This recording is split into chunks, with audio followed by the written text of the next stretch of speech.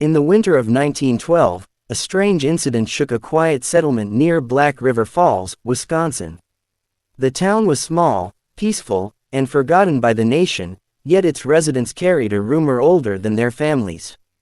People spoke of a wandering light that moved across the frozen woods at night, never following a human path and never behaving like lantern, torch, or flame. They believed it was harmless, until the night it changed direction. That night, Farmer Elias Turner claimed the light approached his barn, pausing as if studying him through the cracks in the wall. Elias described feeling an intense pressure in his chest, like a warning to stay silent. By dawn, several of his cattle were missing, and footsteps that looked human, but too large, too deep, were found circling the barn.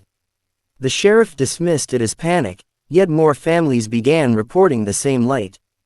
Weeks later, children playing near the frozen river discovered an old wooden box rising slowly from beneath the thinning ice. The box was sealed with iron nails and wrapped in rotting cloth marked with symbols no one recognized. Some thought it was an old miner's chest, others believed it was related to the mysterious light. When the sheriff brought it to town hall, no resident claimed ownership, and no local historian recognized its design. The box was eventually opened by a blacksmith using heated tools. Inside, they found a stack of letters dated from 1889 to 1891, all written by a man named Jonathan Harker, an unfamiliar name in the region. The letters described a government-led expedition sent to study an unexplained luminous phenomenon deep in the forests. Each page grew more frantic, mentioning strange noises, vanishing supplies, and the sensation of being watched. The final letter contained only 3 lines. It follows. It learns. Do not trust the shapes in the trees. The handwriting trembled, the ink smeared as if written in freezing cold. After reading the letters aloud, townspeople grew uneasy. The sheriff tried sending the documents to Madison for review, but the courier never arrived. His horse returned alone 2 days later, still saddled, as if he had simply vanished mid-ride. Soon, more disappearances occurred. A trapper, 2 woodcutters, and a teenage boy all failed to return home from the forests. Search parties found no struggle, no tracks, only circles of disturbed snow, as if something heavy had pressed down and then lifted away. Fear spread through the settlement, and families began barricading their doors at night. The mysterious light continued to glide through the trees without a sound. The town elders held a secret meeting, inviting Elias Turner, the first eyewitness. He confessed that the light had returned several times, each visit closer than before. He admitted hearing whispers around his barn, low, broken syllables repeating his name. He believed the light was searching for whoever opened the box. Some laughed at his fear, but most remained silent, recognizing the dread in his trembling voice. A few brave men volunteered to track the phenomenon, following the light's path into the forest.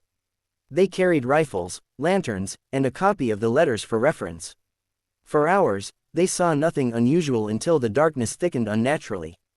Their lantern flames dimmed, and the surrounding air grew colder.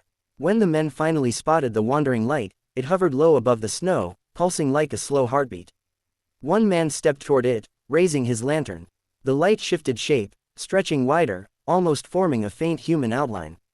Before anyone could speak, the figure dissolved into a mist that rushed between the trees. The men chased it, but their lanterns blew out simultaneously, leaving them in near-total blackness. Only a strange humming sound guided them back to the trail. None spoke during the return.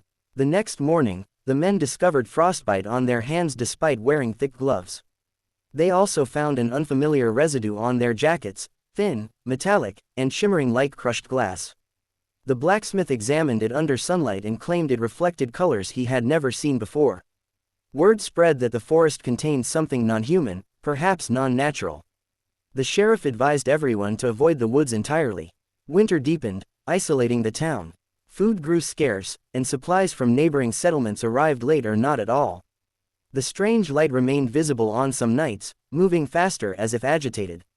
Children complained of nightmares involving tall silhouettes standing outside their windows.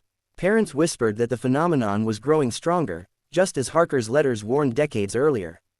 One night, a powerful storm struck the region. Amid the roaring wind, Villagers heard a loud cracking sound from the forest, followed by a flash that illuminated the entire valley. For a moment, the sky shimmered with the same metallic colors seen in the residue. When the flash faded, several houses reported that every clock inside had stopped at the exact same minute and second. The following morning, the forest seemed changed. Snow melted in strange spiral patterns. Trees leaned in unnatural angles, all pointing toward a single hill near the river. The sheriff gathered volunteers to inspect the hill. At its peak, they found a collapsed wooden structure, possibly the remains of an old watchtower. Underneath the rubble lay a rusted metal plate engraved with a government seal dated 1889. The plate confirmed that a government expedition had indeed taken place, matching the dates in Harker's letters. But what shocked everyone was the second inscription underneath: "Do not disturb the light." This was no ordinary warning. The lettering appeared burned into the metal, not carved. The sheriff ordered the hill to be roped off, but late that night, several townsfolk reported seeing the light drifting over the restricted area. One resident, an elderly woman named Alma, claimed she recognized the figure formed within the light. She insisted it resembled her husband who had vanished 30 years prior. She followed the light despite warnings. The next day, her footprints led from her home into the forest, but the trail ended abruptly at a patch of untouched snow. Alma was never found, and the town fell deeper into fear. Newspapers from nearby counties began investigating the disappearances, but reporters left quickly after witnessing unexplained disturbances, camera malfunctions, static-filled audio, and faint figures captured behind trees. One reporter wrote in his notes that he heard a whisper repeating the same phrase, "It learns." He left the town before nightfall and refused to return or publish the story. As winter neared its end, Elias Turner became increasingly paranoid. He claimed the light followed him everywhere, appearing in reflections and shadows. He locked himself inside his home, covering mirrors with cloth and refusing visitors. But one morning, his door was found open, hinges torn off, and the house empty. The only trace of him was a thin trail of metallic residue leading to the river. The sheriff, running out of explanations, tried contacting federal authorities, but no responses ever came. Telegraph messages went unanswered, and distant outposts reported no record of the original 1889 expedition. It was as if the government had erased every document related to the incident. The townspeople began to believe that the light was not a natural phenomenon, but something intentionally hidden. Spring should have brought relief, yet strange events continued. Birds avoided the valley, flying in wide arcs around the forest. Animals disappeared from traps without leaving tracks. Even the river changed, flowing quieter than usual as if something beneath the ice was absorbing the sound. People spoke in hushed tones, fearing that the forest itself was changing along with the light. One evening, a group of young men attempted to burn the wooden box found earlier, believing it was cursed. But the flames refused to catch, as if the wood resisted combustion. When they finally destroyed it with axes, the sky above them flickered with faint shimmering colors. In the morning, they awoke with identical burn marks on their forearms, shaped like the symbols wrapped around the box. The blacksmith, disturbed by the rising chaos, decided to re-examine the letters. He discovered a detail previously overlooked. One letter mentioned a soundless figure mimicking human movement but lacking a face. This chilled the townspeople, for several had reported seeing a tall silhouette in the forest during the storm weeks earlier. Now they feared the phenomenon could take form. A desperate plan was formed. The sheriff gathered the remaining able-bodied men, intending to seal off the forest by burning a perimeter. Torches were lit, and the townspeople waited along the treeline. But as the flames approached the forest's edge, the light appeared, larger than ever. It pulsed violently, and the fire collapsed inward, extinguished by a sudden burst of freezing wind. Panic spread as the ground began to vibrate. Trees bent away from the light as if repelled. The sheriff ordered a retreat, but several men stood frozen, their eyes locked on the glowing mass. The light twisted, forming ghostly outlines of faces, some recognized from missing residents, others unknown entirely. The shapes dissolved quickly, but the message was clear: it was learning from those it consumed. That night, the entire valley glowed faintly with the metallic shimmer. Windows reflected colors that didn't exist in nature, and shadows moved independently of their sources. The town gathered inside the church, praying and waiting for dawn. But no one slept, for each hour brought new vibrations through the ground, as if something massive shifted beneath the forest floor. By morning, silence blanketed the settlement. The light had vanished, but so had the entire treeline of the eastern forest. Trees lay flat as if pressed down by a gigantic force. Snow melted in a perfect circular pattern. In the center of the circle lay a single object, Jonathan Harker's final letter, though it had been lost in the storm. But it now contained one additional sentence in unfamiliar handwriting. The new sentence read, "We failed to contain it." The townspeople felt dread, knowing that whatever it was had grown stronger than any attempt to stop it. The sheriff announced that the town must evacuate immediately.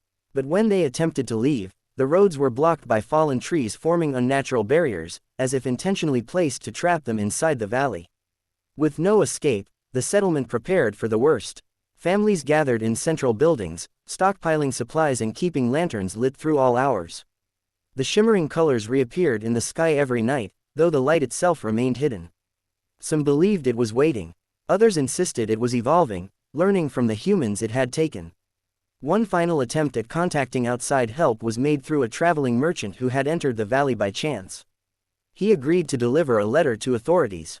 But when he reached the town's entrance, he saw the same wandering light blocking the path. The merchant returned pale and trembling, claiming the light whispered something in a voice he recognized, a voice that did not belong to anyone. Alive. By late spring, the phenomenon intensified. Metallic frost formed along rooftops even in warm temperatures. Footsteps echoed at night with no visible source. Residents felt watched constantly. Then, without warning, the light reappeared in the center of the settlement, brighter than ever. Every window shattered inward. People covered their ears as a deep vibrational hum flooded the valley. After that night, all written records stopped. When an out-of-state survey team arrived months later, they found the settlement completely abandoned. Homes stood untouched, meals still on tables, fires still burning in stoves. There were no footprints, no bodies, only a circle of metallic residue in the main square. The team sealed the valley, and to this day, the government lists the area as uninhabitable due to environmental instability, though locals still whisper about the light that learns.